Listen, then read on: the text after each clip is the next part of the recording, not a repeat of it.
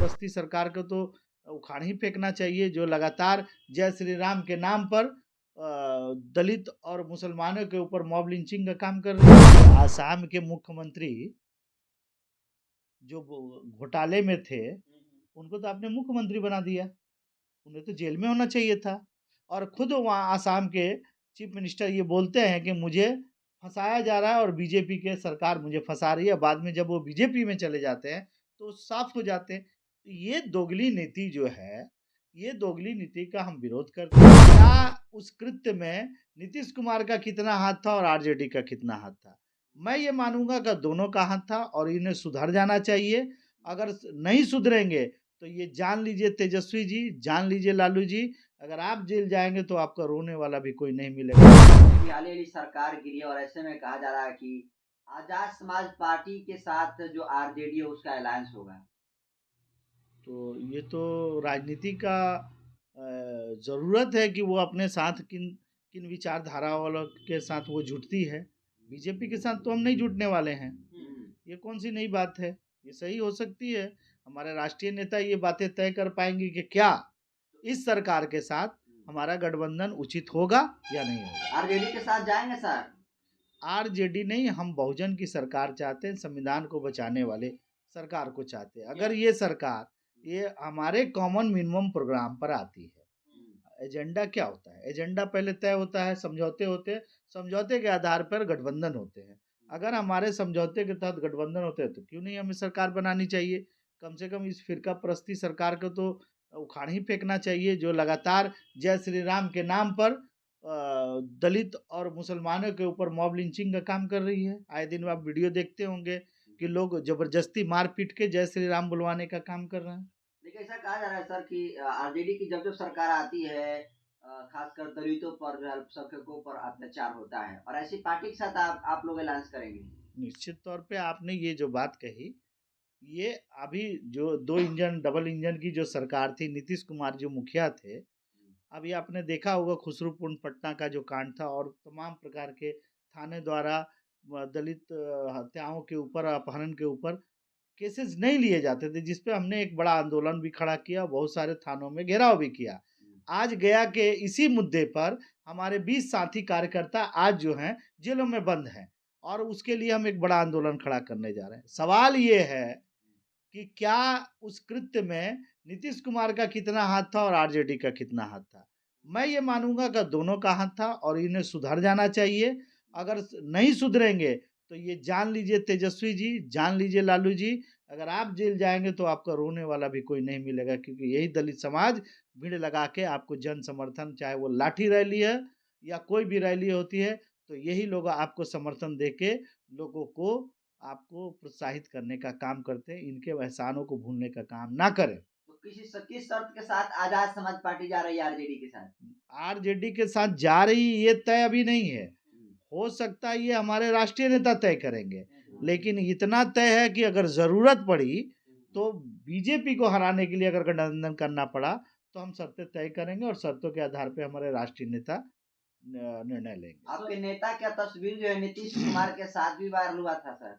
भाई, एक पॉलिटिशियन का दूसरे पॉलिटिशियन के साथ अगर फोटो आता है तो इसमें कौन सी ताज्जुब की बात है? क्या मुलायम सिंह के बेटे अखिलेश यादव का जेपी नड्डा के साथ फोटो नहीं है? तो इससे क्या हो गया? यानी गठबंधन हो गया? ये सब बातें बेकार है, बेतुकी है।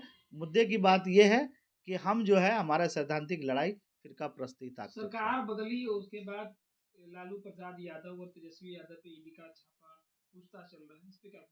एकदम स्पष्ट है, ये नाटक हो रहा है, ईडी का दुरुपयोग हो रहा है। ऐसा नहीं होना चाहिए, बदले की कार्रवाई है और इस बात की निंदा की जानी चाहिए कि जब तक आप पिछली सरकार में जब ये तेज उप मुख्यमंत्री तो आपने छापा क्यों नहीं मारा? आपने क्यों नहीं कार्रवाई की? आप जैसे ही अगर आपने पाला बदला और आपकी सरकार बन गई तो अब वो दोषी हो गए। ये सब चीजें गलत हो रही है, लोकतंत्र के लिए ये अच्छी बात नहीं है। गलत कहाँ हो रहा है सर? ये लैंड फॉर जॉब का मामला है सर। लैंड फॉर जॉब का मामला तो क्या वो साबित हो गई? कैसा हुआ? सवाल ये तभी तो सर साबित होगा। निश्चित तौर पे जांच करें, लेकिन ये बदले की कार्रवाई जो अभी इस स्थिति में की जा रही है इसका हम विरोध कर रहे हैं। क्या दोषी को सजा मिले, हम इस बात के लिए थोड़ी विरोध करेंगे। तो बदले की कार्रवाई आप मानते हैं? निश्चित तौर पे आपने ब्रजभूषण पे क्या कार्रवाई कर दी? आपने आपने क्या आप जो संसद में आपने जो सांसद को गलियाने का काम किया, उस पर कार्रवाई कर दी? आपने क्या राष्ट्रपति शासन लागू मणिपुर में कर दी? नहीं की। बहुत सारे ऐसे मुद्दे हैं जिस पर आप कार्रवाई नहीं करते हैं, पक्षपात करते हैं। तो लेकिन सर सवाल ये है कि जिस तरह से ईडी के छापा बिहार में लालू प्रसाद और तेजस्वी यादव पर पड़ा, अगर आप अलायंस में जाते हैं तो आप पर भी छापा पड़ेगा, तो उस पे आजाद समाज पार्टी का क्या स्टैंड हो? देखिए, कानून को अपना काम करने देना चाहिए और शासकों का ये कर्तव्य बनता है कि कानून का दुरुपयोग नहीं करना चाहिए। सवाल इतने एक महीन सी एक लाइन है संतुलन का और ईमानदारी का, निष्पक्षता का। अगर आपने निष्पक्षता छोड़ा तो आए दिन ये घटनाएं किसी के तरफ से भी हो सकती है। हम चाहेंगे कि आजाद समाज पार्टी ऐसी प्रवृत्तियों पर रोक लगाएगी और ऐसा काम करने का काम नहीं सर करेगी। बीजेपी के तमाम नेता लोग कह रहे हैं कि जैसी करनी है वैसी भरनी है, जैसे कि कह रहे हैं कि जब सरकार में आते हैं तभी अरबपति हो जाते हैं।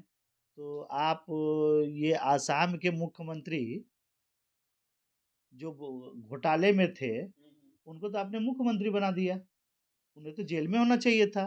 और खुद वहाँ आसाम के चीफ मिनिस्टर ये बोलते हैं कि मुझे फंसाया जा रहा है और बीजेपी के सरकार मुझे फंसा रही है। बाद में जब वो बीजेपी में चले जाते हैं तो साफ हो जाते हैं।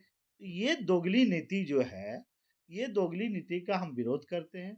ऐसा नहीं होना चाहिए, बदले की कार्रवाई नहीं होनी चाहिए, कानून का राजनीतिकरण नहीं करना तो चाहिए। सर पप्पू यादव को छोड़कर आप लोग आरजेडी के साथ आ रहे हैं? किसको छोड़कर? पप्पू यादव। पप्पू यादव छोड़ने की बात थोड़ी हो रही है। हाँ। बड़ा घटक दल जो होगा, आरजेडी होगी, माले होगी, कांग्रेस होगी और तमाम जो भी पार्टियां हैं जो संविधान के पक्ष में रहती है, उन लोग अगर साथ में आए तो हमें कोई विरोध नहीं है। पिछली बार बल्कि तो पप्पू यादव के साथ लड़े थे सर चुनाव। हाँ, लड़े थे। हाँ, तो इस बार भी लड़ सकते हैं। क्या आजाद समाज पार्टी अपने आप को छोटा पार्टी मानती है जो इन लोगों को बड़े पार्टी देखिए, एक बात तो सच्चाई माननी पड़ेगी कि हमारा वोट का परसेंटेज पहले कम था, अब बढ़ा है। अब ये तय करेगा कि अगले चुनाव में हमारी क्या औकात होगी। अभी हम हमारे इस प्रदेश में कोई विधायक नहीं है, लेकिन बढ़ती लोकप्रियता से ये तय है कि आने वाले समय में ये सरकार भी बना सकती है। विपक्षी दलों का बिहार में कहना है कि नीतीश जी जिस तरह से लगातार पलटी मार रहे हैं तो कहीं ना कहीं बिहार की जनता का विश्वास खो रहे हैं। देखिए, आप इस बारे में मैं क्या टिप्पणी करूं, लोग सभी देख रहे हैं। लेकिन इस तरह से सत्ता को फुटबॉल की तरह यूज नहीं करना चाहिए। मैं यही कहूँगा, उनकी क्या मजबूरियाँ रहीं कि वो बार-बार ये देखिए, एक बात तो स्पष्ट है, एक मुख्यमंत्री दोबारा मुख्यमंत्री बनना नहीं चाहता और उसके लिए वो सत्ता परिवर्तन कर रहा है, ये मेरे हजम की बात नहीं। कुछ ना कुछ इन दोनों के बीच में मजबूरियाँ रही होगी, या तो नीतीश कुमार में कमी रही होगी, या हो सकता है बीजेपी का अतिरिक्त दबाव हो दोनों पर कि अगर आपने नहीं तोड़ा तो हम आपको जेल भेज देंगे, बुरी तरह फंसा के जेल भर भेज देंगे, झूठे केस में फंसा के भेज देंगे। हो सकता है नीतीश कुमार जी डर के मारे भी पाला बदल लिए हों, ये उनका मामला है, लेकिन ऐसा नहीं होना चाहिए। चलिए, धन्यवाद।